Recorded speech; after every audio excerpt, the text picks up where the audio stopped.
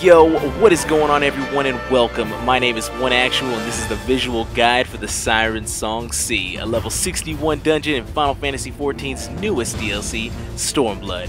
Here I'm going to give you a clear, quick, and concise guide on how to complete it flawlessly. That is, if you manage to escape Raban's grasp. Anywho, you got a dungeon to get to, so let's get you in the fight. Sit back, relax, and let's get right into it. Alright, difficulty rating, easy. You can honestly run this blind as a tank, DPS, or healer as long as you stay sharp and pop your cooldowns as necessary. Still want the guide? Let's get it. Phase 1. Nothing you haven't seen before. You will fight mobs on a ship before disembarking, killing a few more, and heading into boss fight number 1, Lugat. At least I think that's how you pronounce it. First thing you're going to have to deal with is Amorphous Applause. It's an AoE move that cleaves on a random side of the room, so fam, avoid it. You really want to end up like this scholar? Once he reaches 80%, he will begin casting Hydro Ball. Simply stack on an allied target and absorb damage. Help him out and move quickly. Still with me? At 70%, he'll pull your entire party to the middle with a move called C Swallows All before quickly casting Concussive Oscillation, and a bunch of AoEs will appear. Simply find the sweet spots and survive.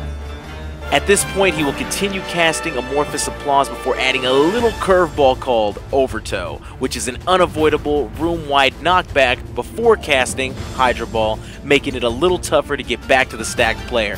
Hustle back to your ally ASAP, and Warrior of Light, he will have nothing else for you. He'll simply repeat these mechanics until dead. Phase 2 begins with more trash mobs. Tanks, listen up.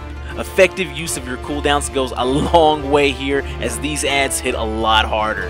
There will also be bombs dropping onto your party that leave puddles, which will cause you and your party members to bleed until they get out of them. Don't stand in there too long. Also, having adds sit in the puddles has no effect on them, so no need to play this like Somal hard. Trust me, I tried it. Next boss is the Governor, and no, we ain't talking about the Walking Dead. Let's just begin. First move he will cast is Shadow Flow, a room-wide puddle that you're not going to want to stand in, as it grants a stacking debuff that will get stronger and stronger the more you linger in, so stay away. If you take it, it will last 35 seconds, so be advised. At 80%, he will cast Bloodburst, an unavoidable room-wide AoE blast. Healers, plan accordingly. Shortly after, he will cast Enter Night, where he will pull a random party member into this puddle, and it's his or your job to quickly run out into the edges of the arena. Very similar to his previous move, Shadow Flow. Get the hell out of that, fam!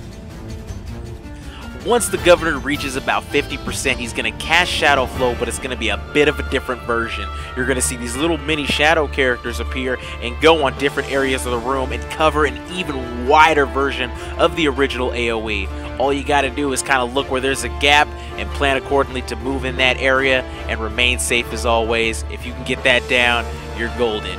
He will repeat this mechanic. He will repeat these actions until dead. Finish him. Final phase. You still with me? Alright, more trash. Tanks, pop those cooldowns. Healers, be on your toes. And DPS, let those numbers fly. Nothing crazy here except before you fight your final boss, you will fight a fleshless captive. When you see Seductive Scream, you may want to stun or silence him because, well, it's going to hurt. Hey, don't think I'm playing, unless you want to find out yourself. Ladies and gentlemen, I give you your final boss, Lorelei. Freaking white flower looking ass, freaking witch doctor mask face ass, freaking all white chatter white like I played Destiny face ass boss. All jokes aside, let's just get right into it. Phase 1. Boss is going to cast Virgin Tears, which is going to place a couple rather large AoE puddles in the room. Remember the placements, and make sure you have safe room to move forward and also to move backwards. You'll see why. Lorelei is going to cast one of two different moves, Morbid Advance and Morbid Retreat. If you see Morbid Advance casted, your character is going to begin running in a straight line forward for 3 seconds. Make sure there are no AoE puddles in front of you to run into, as they cause some pretty intense bleeds. Morbid Retreat, same thing, but make sure you are safe to move backwards without running into any AoE pools or the same problem. You master this mechanic and this fight is a cakewalk. While you guys are enduring Morbid Advance or Retreat, Lorelei is going to cast Void Water 3. This is an easy mechanic to dodge and eat. Make sure you are not hugging a wall during this, as you will get cleaved pretty damn hard. Again, check out the Scholar. Still clutched it, by the way. Hoorah, warriors. Only other thing you're going to have to worry about is Somber Medley. Just another room-wide AoE. But be advised, healers, this move is unpredictable, as it can appear during any of the previous phases and even at the same time or while you're in Morbid Advance. So be smart. DPS until dead. Congratulations, fam. You just completed the Sirensong C. If this guide helped you at all, please don't forget to leave a like and subscribe for more Final Fantasy XIV guides and videos. Let us know how we did and add any in-game feedback down in the comments section for the next group. I appreciate your time, and I will see you in the next one. This has been an Actual Gamer Guide with the Actual Gamer, OneActual. All love, fam. Peace.